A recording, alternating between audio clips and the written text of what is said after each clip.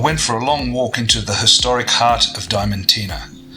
It was packed but beautiful. All paid for by diamonds, of course.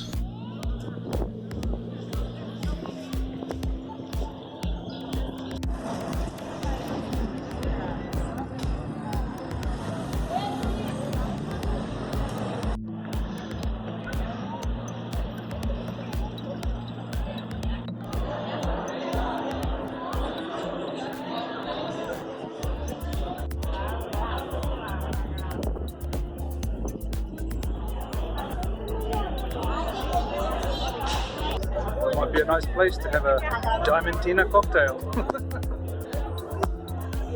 This poster is drawing attention to the plight of families of garimperos, people who fossick for gold and diamonds.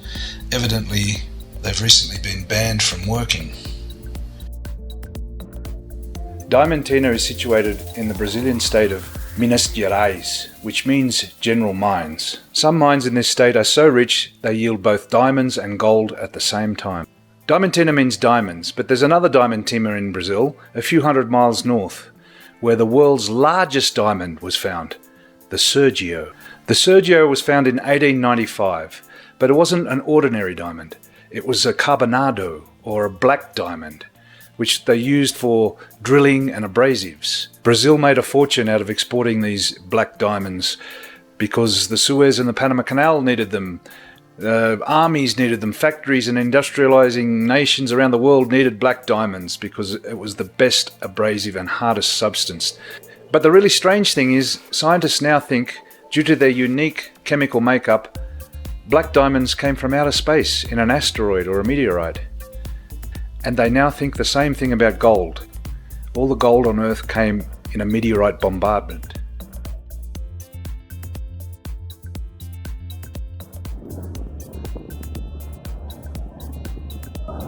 Even the plants look different.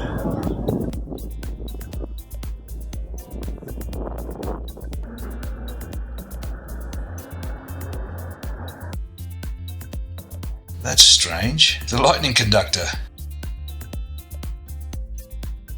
I wonder what sort of laboratory would have been in there. See that beautiful church behind me? That's the church of St. Francis of Assisi. And in the 1700s, during the time of diamond mining here, it was mainly reserved for white people. But laid to rest inside that church are the mortal remains of Chica da Silva, whose real name was Francisca da Silva de Oliveira, was a slave girl who had already given birth to one child when her slave master sold her to a wealthy diamond trader. This diamond trader took her into his house, treated her very well, fathered 13 more children with Chica da Silva, and by the time he died, she was so wealthy she had herself 104 slaves. By some accounts, one of the wealthiest women in the world in her day. As the years went by, she was held up as an example of what an African Brazilian woman can rise to in social standing if she marries well. Fast forward to the present day and she became the subject of books, films, TV miniseries and a documentary. The documentary is where it gets really interesting. Someone wanted to make a more authentic documentary about her life, and they got permission to dig up her bones, send them to the United States, and have a 3D facial reconstruction made. With that 3D model, they planned to project it on the face of an actress and bring to life what she really looked like as best as science could reconstruct. But the bones were not treated well, according to the Brazilians. It became an international diplomatic scandal. Interpol got involved and eventually the bones came back, but in a very damaged condition. Slavery was an integral part of mining and was only officially abolished in the late 1880s. Some people say it still exists in one form or another, unofficially in Brazil. There was another Brazilian woman, whose father was a diamond miner, who wrote a book as a teenage girl around about the same time. I've read the book, and it is delightful. It's called The Diary of Helena Morley. It's gone through dozens of reprints just in English. It's just simply like, people have said it's like Jane Austen, but set in Brazil, in this little town of Diamantina. There were many little anecdotes about freed slaves, about growing up as a white girl, the things that go through teenage girls' minds.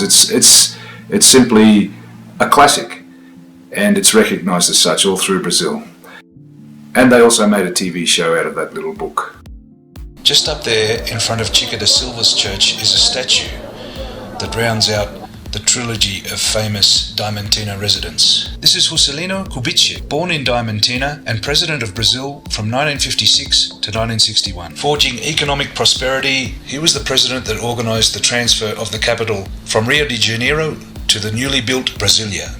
He was enormously popular. So popular, in fact, that when he returned from exile in Europe and died in a car crash aged 73, 300,000 people attended his funeral. Then, rumours started circulating. He had been assassinated in a staged accident. There have been 2 official inquiries into the cause of his death. One from the Sao Paulo authorities concluded he was assassinated, but another one by the national government concluded it was an accident.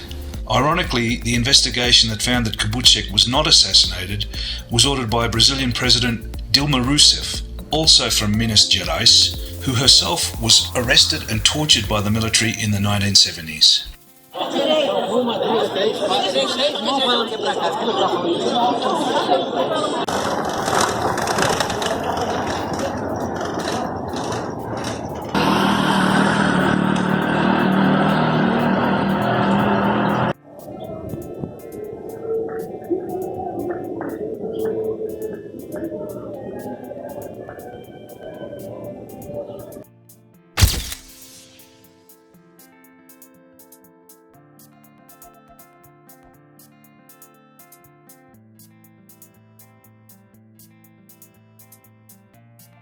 That's sad. Looks like 2 people with the same surname died on the same day in 2010.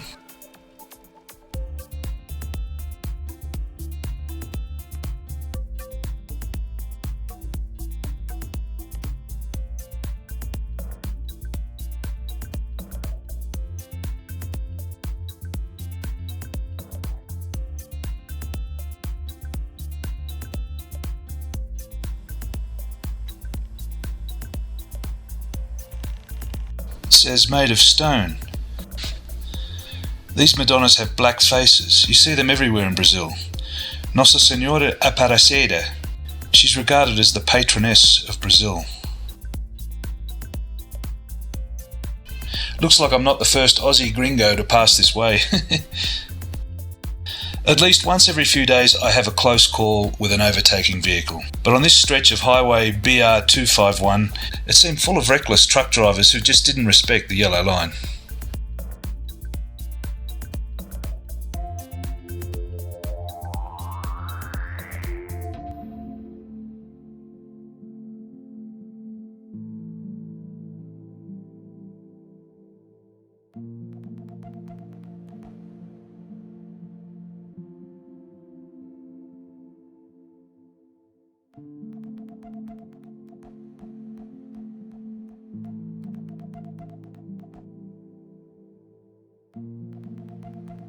Yeah, today I had a pretty good run, 382 kilometres, big range in altitude again.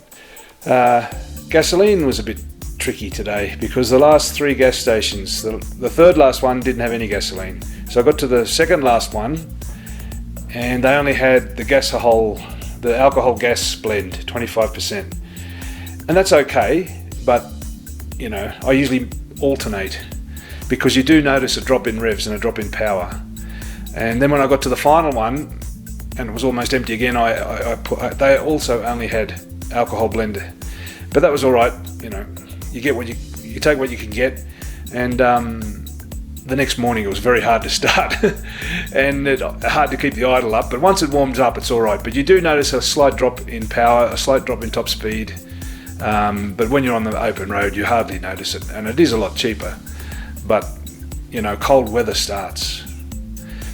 And I stayed in this little hotel called Pedrinho with the pink rooms. It's quite hot here considering it's the middle of winter.